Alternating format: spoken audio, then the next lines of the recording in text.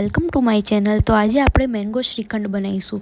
Mango shrikhand બનાવવા માટે અહીંયા મેં જાળીવાળું વાસણ લીધું છે, એની નીચે પણ વાસણ મૂક્યું છે અને હવે આપણે 400 ગ્રામ અમૂલનું દહીં લઈશું, વ્હાઈટ કપડું પાથરીશું અને દહીંમાંથી બધું જ પાણી નીકળી જાય એ રીતે આપણે એને પ્રેસ કરીશું। આપણે શ્રીખંડ બનાવવા માટે દહીંનું એવું ટેક્સચર જોઈએ જે પનીર ટાઈપ હોય અને એમાં સહેજ બી પાણી ના હોવું જોઈએ, તો જ આપણો શ્રીખંડ સરસ રીતે બનશે। તો અહીંયા આપણે એને ઓવરનાઇટ માટે ફ્રીજમાં મૂકવાનો છે। અહીંયા એનું બધું જ પાણી કાઢીને આપણે એના ઉપર ભાર આવે એ રીતે એને ફ્રીજમાં મૂકવાનો છે, જેનાથી એનું વધારાનું જે બી પાણી બચ્યું હોય એ પણ જતું રહે। તો અહીંયા મેં મારાથી નીકળ્યું એટલું પાણી મેં કાઢી દીધું છે અને હવે એની ઉપર મેં આવી રીતે ભાર મૂકીને હું એને 1 નાઇટ માટે ફ્રીજમાં મૂકી દઈશ અને પછી આપણે બીજા દિવસે આપણી મેંગોની પ્રોસેસ ચાલુ કરીશું। તો હવે નેક્સ્ટ ડે થઈ ગયો છે અને દહીં પણ આપણું સરસ બની ગયું છે, એ આપણે આગળ જોઈએ। એ પહેલાં આપણે અહીંયા મેંગોનો પલ્પ તૈયાર કરી દઈએ। તો અહીંયા મેં 2 મેંગો લીધા છે। અહીંયા મારી જે કેરી છે એ આલ્ફાન્સો મેંગો છે અને એકદમ મીઠી છે, એટલે મેં અહીંયા 2 જ મેંગો લીધી છે। તો જો તમારે ઓછી મીઠી કેરી હોય કે એવું કંઈ હોય તો તમે 2ની જગ્યાએ 3 લઈ શકો છો।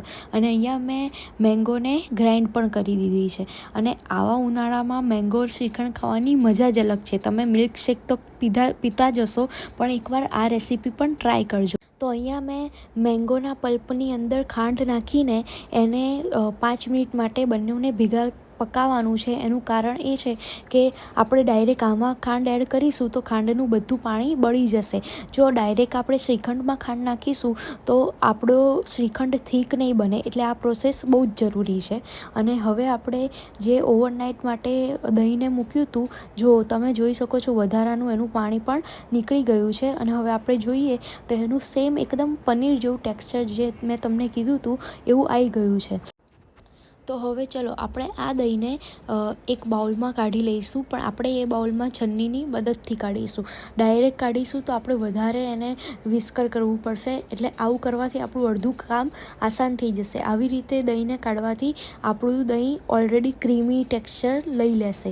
તો તમે જુઓ છો અહીંયા હું એને કોન્સ્ટન્ટ હલાવું છું અને નીચે આપણું દહીં ક્રીમ જેવું થઈ ગયું છે। આપણે આને ત્યાં સુધી હલાવવાનું છે જ્યાં સુધી એનો પ્રોપર ક્રીમી ટેક્સચર ના આવે, કારણ કે તો જ આપણને શ્રીખંડ ખાવાની મજા આવશે।